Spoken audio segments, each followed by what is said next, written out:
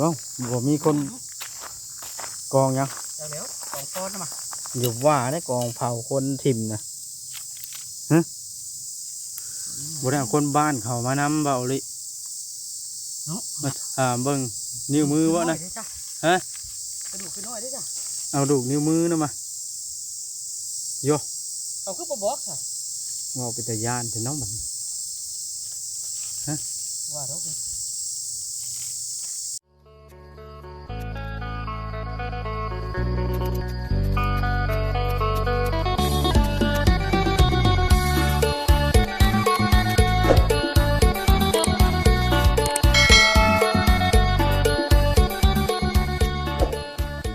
พี่น้องไอ้โดย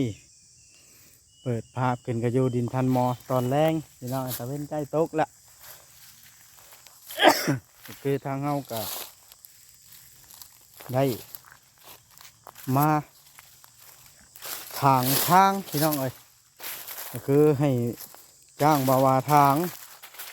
10,000มันก็เรา1,000ต่อบ่ต่ำพี่น้องเอ้ยนี่เด้แบบนี้แล้วมันก็ใหญ่บ่เพียงพออีกพี่น้องกับทางเฮาต้องการเพราะว่าทางเฮาก็อยากได้ให้พวกรถแน่เที่ยวรถแกหินแกแห้งทรายมากระเป๋าโอลินี่เด้พี่น้องเลยก็คือมื้ออื่นนี้มันสิบ่ทันพี่น้องเลยมันมาแต่เช้าก็ได้เพราะว่ารถเพิ่นสิมาเจาะน้ำมันสิบ่มีทางนั่นเด้บ่าวโอลิก็ได้ทำนี่ได้เนาะแล้วทางน้ำเขาก็ซื้อแล้วทางน้ำบากใหญ่พี่น้องเลยบาทนี่น้ำดิใส่น้ำใบตรงใส่ยามฝนเลยโอ้เปิดก๊อกใส่เลยตรงเต็มนี่ก็น้ำดิใส่บาทนี่ ทาง2,000 ลิตร1,000 ลิตรวะเป็นใหญ่เลยจ้ะเอ้าว้าวบ่มีคนกองยังเดี๋ยวกองก้อนมาอยู่ว่าได้กองเผาคนถิ่มนะฮะบ่ได้คนบ้านเขามานำเบาลิมาถามเบิ่งนิ้วมือวะนะฮะกระดูกขึ้นน้อยได้จ้ะเอาดูนิ้วมือนะมาโยเขาคือบ่บอกค่ะว่าเป็นตาย่านแต่น้องบัดนี้ฮะว่าเราคือว่าอะไรอะไรเที่ยวยุ่งแต่น่ะมันว่าคือบ่บอกหรือบอกบ่จักเจ๊เลยพี่ประชาพัด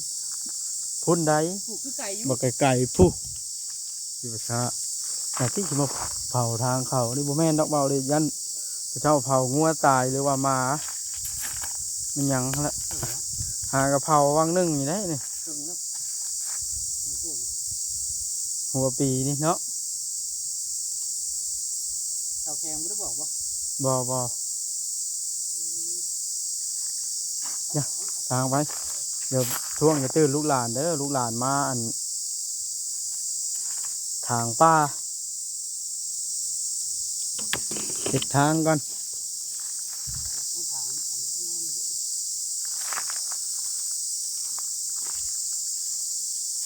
เนาะมันจ้างคนก็คือว่าละพี่น้องเลยคือเห็นนั่นแหละบอก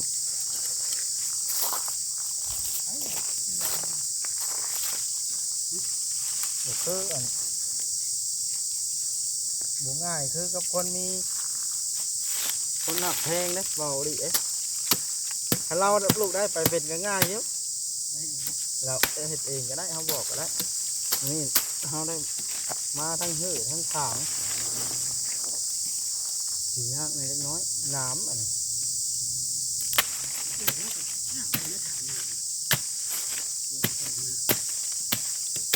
ทางข้ามค่ำเพราะว่าขั้นมาเอื้นเช่าสิมาทางบัดย่านบ่ทันเพื่อแล่นหาน้ำหาในอีกมันฮ้อนเลยตั้งใจมาทางไว้ตอนแรงพี่น้องเอ้ยพันก็ต้องได้พันจ ราะว่าพันเป็นต่อครับไรบ้านรถเขาเที่ยว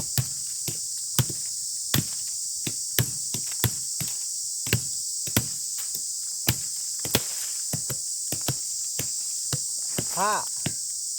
เอาชื่อน้ำพ่อน้องหมายได้พี่น้องตอนนั้น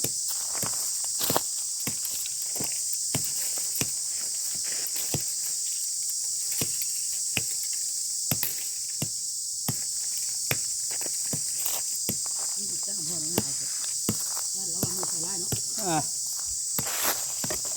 มั่นใจว่าโอ้ว่าโบแมนกองคนจูดผีนี่นะอยู่บ่มั่นใจบันไดคือกัน บ่มันนะ มันใกล้ผี บ่เดี๋ยวว่าเฮาเลยเฮาจะขามขึ้นขามแล้วก็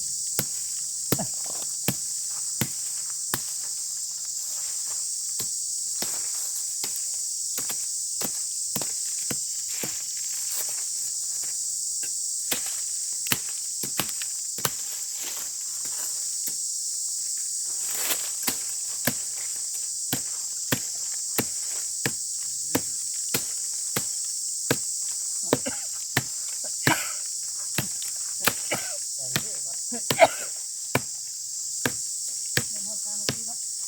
ฮะ บ่ถ่ายอย่ามันทางที่เนาะ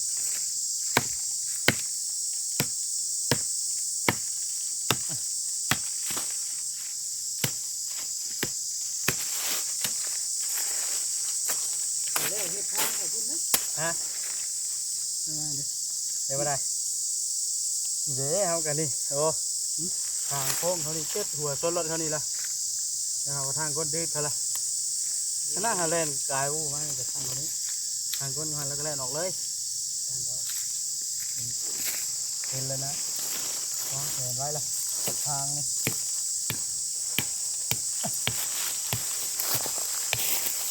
ชื่อมันของเนาะ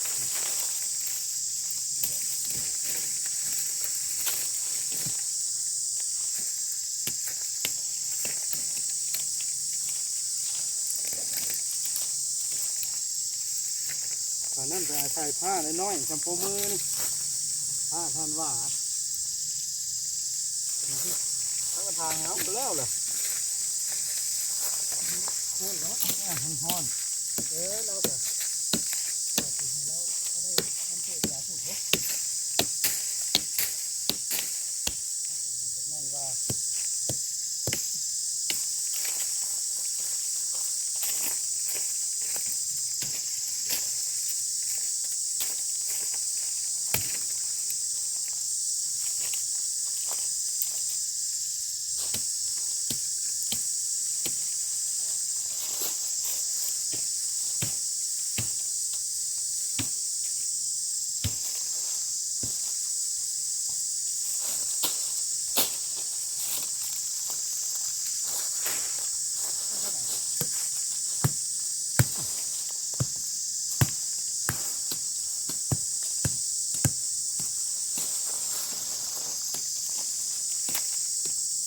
บ่อยมัน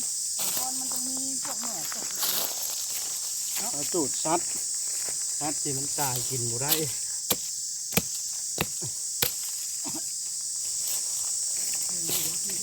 ฮะเห็นอะไรจ้ะ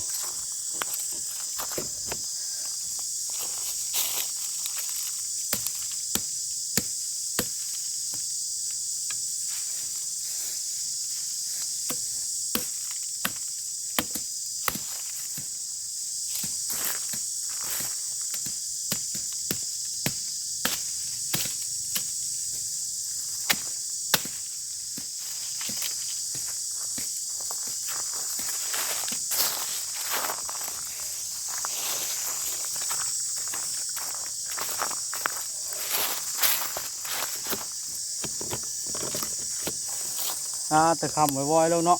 ป่านนั้นถ้ามืออื่นเช้าอย่างที่มาทางบ่ทันเนาะ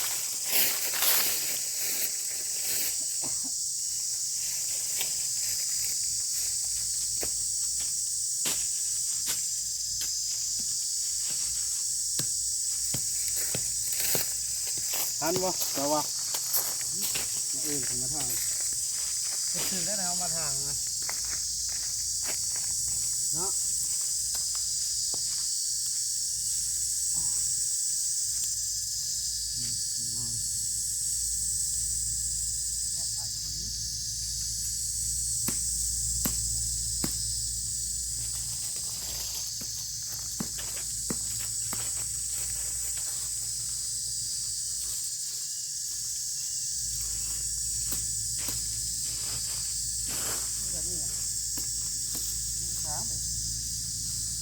ง่าย คือแบบนี้แหละ ต่อสูงมัน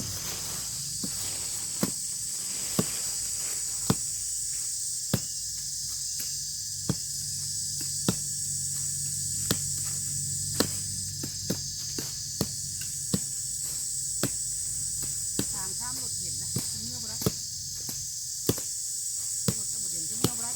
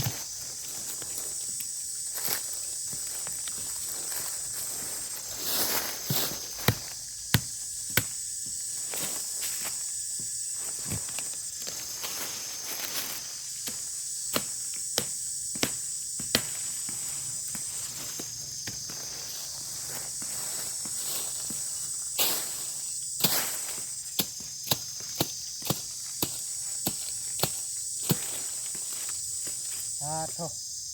ฮ้อนแท้ยามนี่เนาะ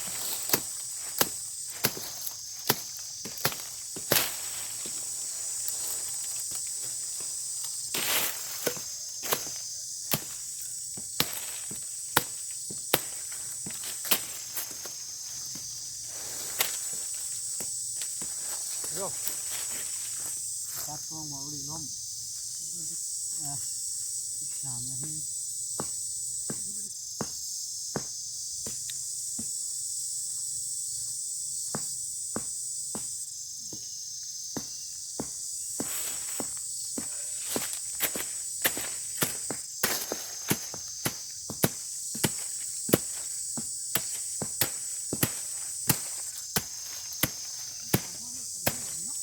ฮะ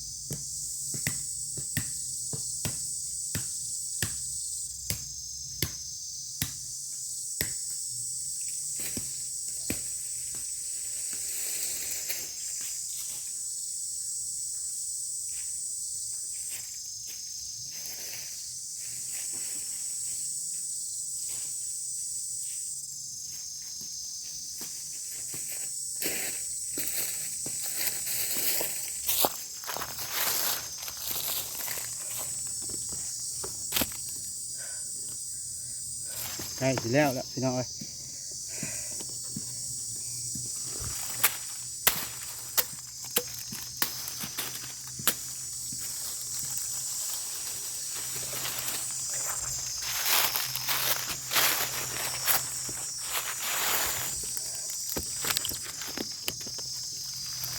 ต่อน้องเอ้ย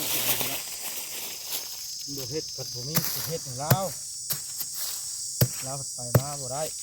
แค่เฮ็ดเลยก็จ้างเลาะพี่น้องเอ้ยเล็กน้อยก็จ้างจำเป็นเฮ็ดให้เราเอ้ยเอ้ย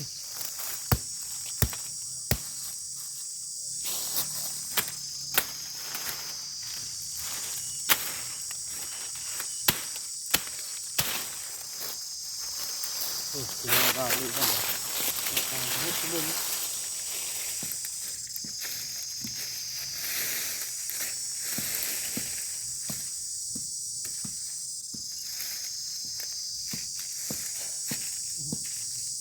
ฮ้อนให้ไหล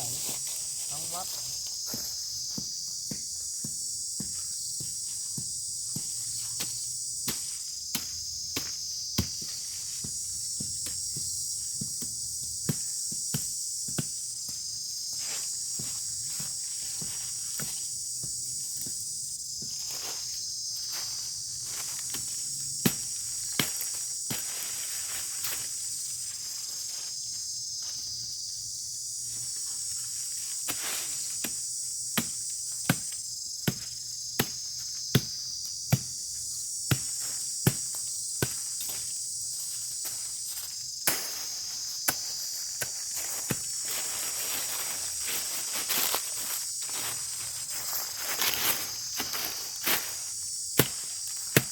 ต่อทั้งนั้นโอ้โหได้ละบัด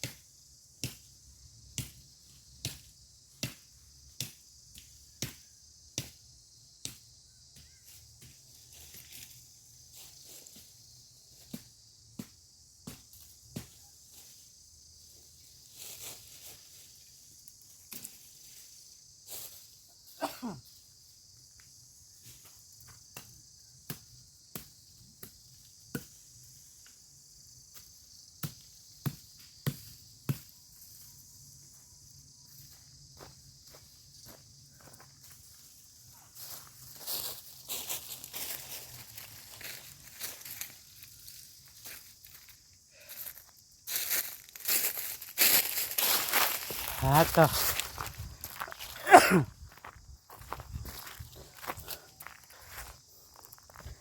ได้ละพี่น้องเอาบ้านเลยได้ละ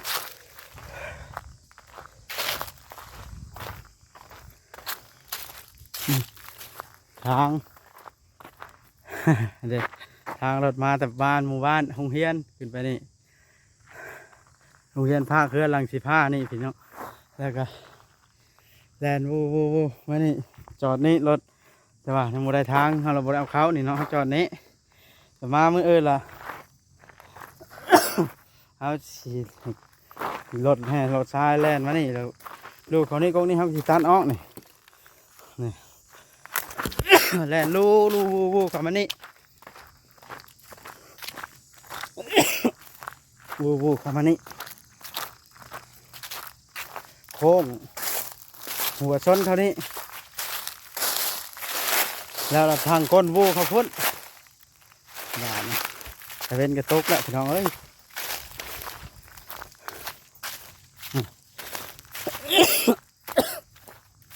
ปวดทางก้นวูเข้ามาพี่บ่า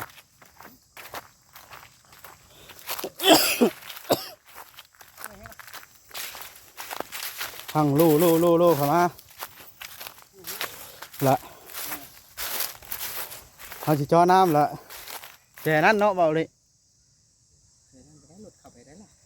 ฮะ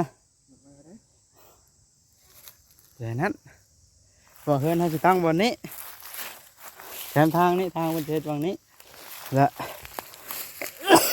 บ่ได้ทางมัน ห้องน้ำว่างนั้นฮะ ทางมันต้องเข้ามาแบบนี้แดงจะแดงได้ทาง นั่นแหละจังหวะนะ ที่ทางมันจะติด นี่เขาทางแก้ไปก่อนจะซื้อสามเพิ่นเฮ็ดทางเข้ามา ทางมันต้องเฮ็ดได้เข้าทางนั้นมันแดนตัวแดนเนี่ยเราต้องเฮ็ดได้ว่านี่ทางมันเป็นชอยได้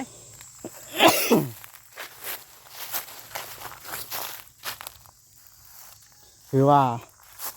ราบลื่นเขาทางทางมันนี้แล้วเนาะ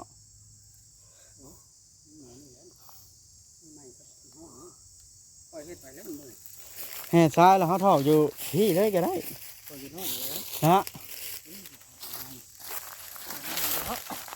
ระหว่างเสาห่มเขาเด้ฮะ ที่ข้าวกระตังแล้วมามุงกับต้นไม้เป็นวัด ฮะ มุงต้นคือต้นไม้กับต้นไม้ที่ข้าวกระตัง กับเตียงที่ซื้อให้ท่านหมอตอนนั้นเนาะ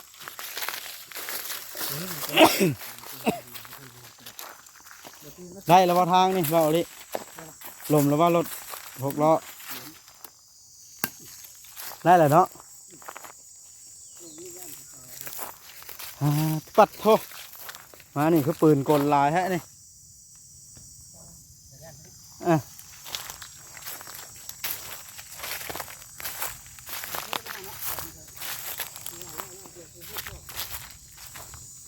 คำมืดแล้วบอกเลยแต่ย่านแต่กองเดียวนี่นี่ก็แต่มือแตกเฉพาะทางบันไดมือแตกวันนั้น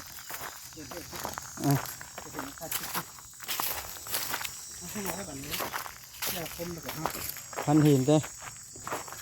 นี่ทางเข้าทำอิฐนี่ หมู่พันบ่ได้มัน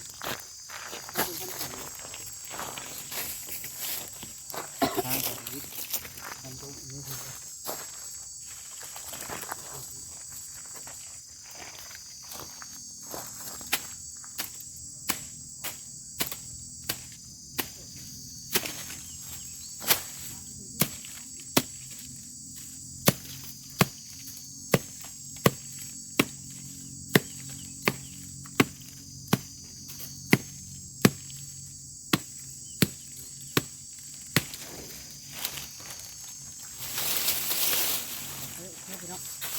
เป็นอะไรละคนบุกคือมู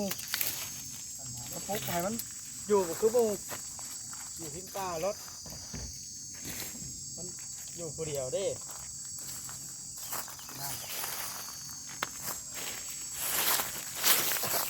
ก็ขึ้นแล้วว่านั่น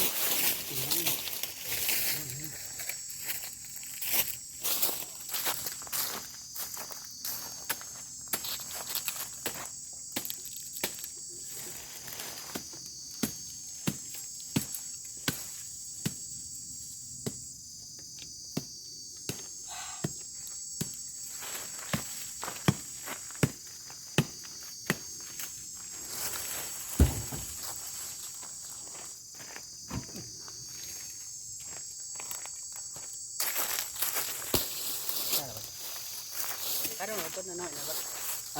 ต้นน้อยๆนะ นี่ปะ นี่ นี่นี่ฮะเนาะคนหน้านี่รถตีบเหยียบกับล้ม มันอ่อนญาติตัวนี้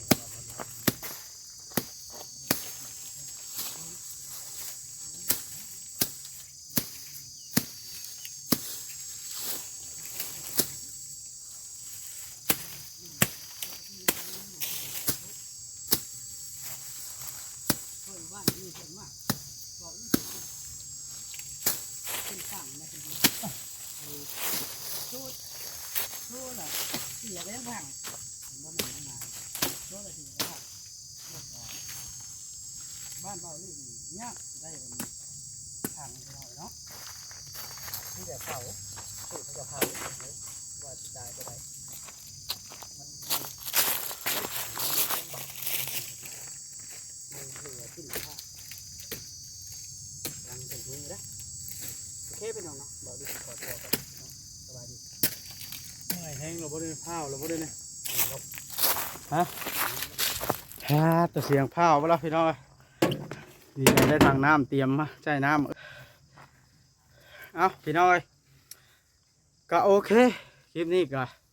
คำค่อยลงแรงแล้วพี่น้อยมืดแล้วทางเฮาก็สิได้กายเมื่อแจ้งทันหมอกันทางเรียบร้อยแล้วบัดนี้พี่น้องเอ้ย